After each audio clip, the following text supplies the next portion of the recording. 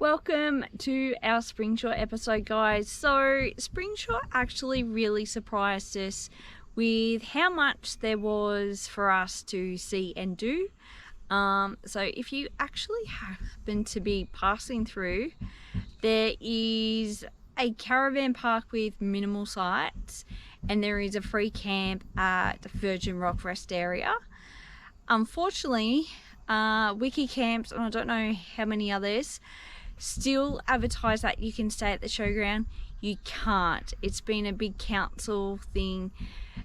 Springsure Showground, you can dump your greywater, blackwater waste, but you can't actually stay there. We were lucky we stayed with family, but check out what we actually got up to and discovered while we're in Springsure. Now, also mixing it up, keeping things different, and trying to create something uniquely different. No good, bad and crazy. So if you do like the good, bad and crazy reviews from all three of us, let us know in the comments and I can always start chucking them back in. Alright, quick trip from Emu Park because we left late and stopping at Rockhampton. Okay, today's travels, we left Rockhampton and we've now started our movement west to a place just outside of Blackwater called Bedford Weir.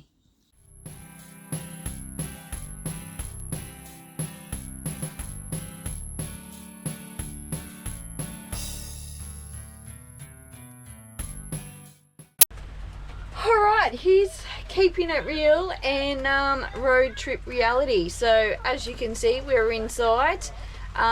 It's raining outside, so what's happened is we're on a 2-night stop, so we haven't put our big awning up, we've just put the car awning up and it's decided to rain. So what does that mean? What does that look like for us? So cooking dinner inside, dirty dishes inside, table comes inside for dinner, laying on the bed watching movies, washing machine is stored under the table, and then the bin comes inside to the bathroom, plus we've got our inside bin as well. So this is what we look like when it's raining. And then Bentley is tied up so he can obviously be under the awning, but because it's a 2-night stop, he has no tent tonight either. So this is us keeping it real, showing you what reality is really like. It's not a fairy tale, people. Alright, today's journey, we leave Bedford Weir near Blackwater and head west towards Emerald, and then we go south down to Springsure and stay with family.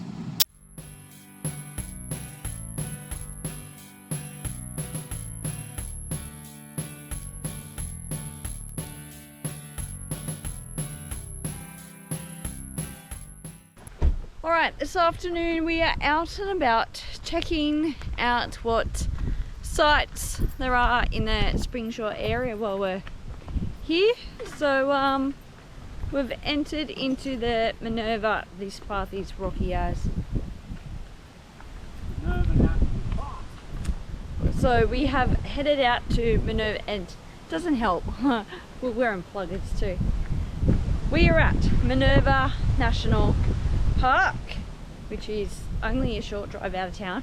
It is 4-wheel drive only and not suitable for caravans or buses. And yeah, definitely. What else can I say? I don't know. I'll spin you around and you can check out the view.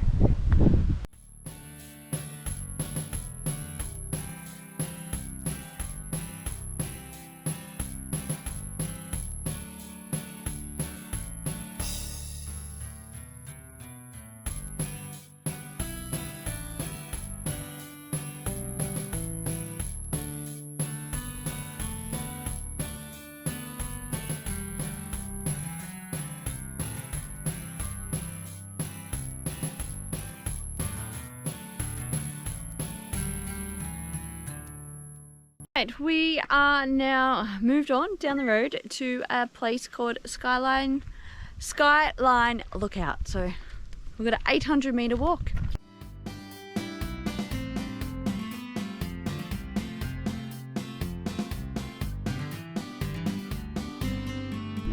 Someone's in her element over there because she just found stairs. We're still moving on, and another recommendation, this really isn't for thongs, even though it's only 800 meters. If I'd known this is what we were doing this afternoon, the joggers would be on.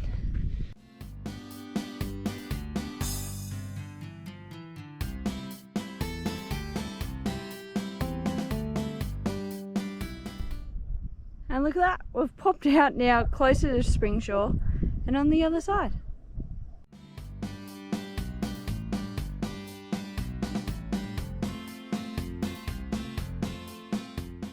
So we've made it to the end, as you can see.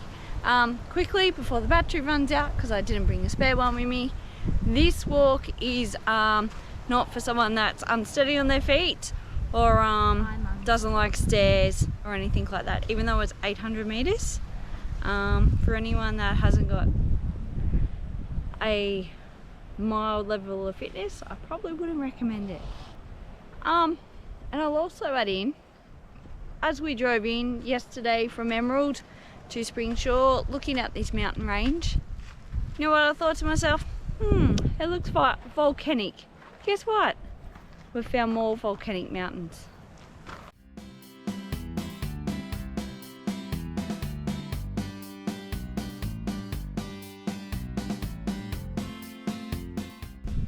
Alright, we are now at Fred's Gorge, and here you have toilets, barbecues and picnic area. So I'll turn you around so you can have a quick look.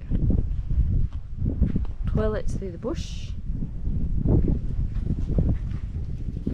And the landscape here in Fred's Gorge is very different to the rest of the landscape, and it's literally one road that divides it all.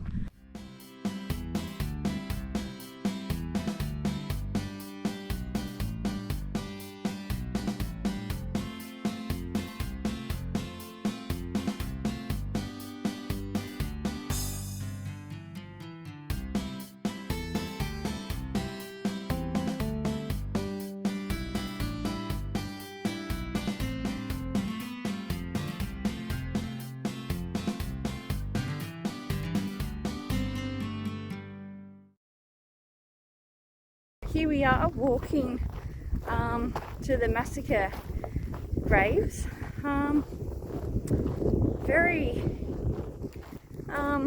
Very interesting story. So it all started with 2 Aboriginal children going missing, and then this group of white people were camped here one afternoon, and Aboriginal men came down and massacred the party of white people that was here, which is men, women and children. Then being back in the 1800s, it was tit for tat, going backwards and forwards. Very, very different times back then. Racism is still a thing, but not on that scale. But we're literally in the middle of nowhere. Another thing, you are walking on black soil country, which when it's wet, don't go there. So if you are up for the challenge, so the first grave is 100 meters in, and then you get to it and you've got another 700 meters to the other graves. But there is one grave which is out of place because the date of death for the husband and wife is 1914. So we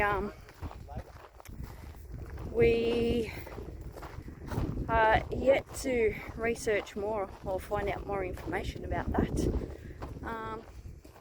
which is a little strange. You can't see any sign of a homestead or anything.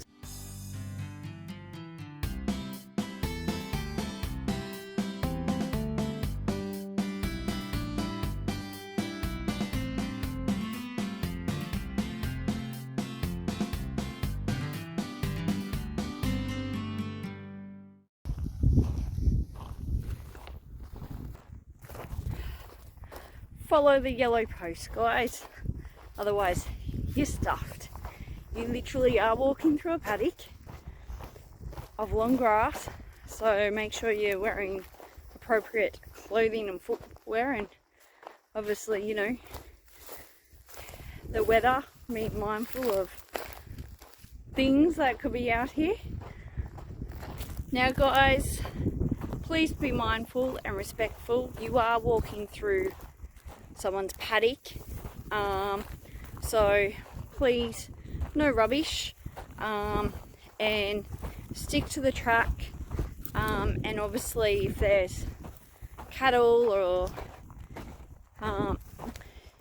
any animals about, please be mindful and respectful and careful and not to spook them. We obviously haven't seen any today, but you can see where cattle do come into this paddock, so please respect each other. So, Now, Grace, this was the road before the main highway come through, and as you can see, it was all done by Chinese labour and all done by hand, and you can still see the marks on the walls where they've chipped it out. I